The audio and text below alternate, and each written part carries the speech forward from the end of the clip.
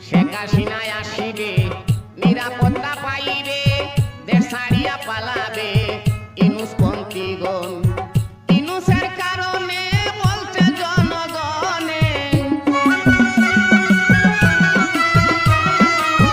ইনুসের কারণে বলছে জনগণে দিনে দিনে বাড়ছে নারী নির্যাতন ভাইরে দিনে দিনে বাড়ছে নারী নির্যাতন শেখ হাসিনা স্বাগত শেখ হাসিনা স্বাগত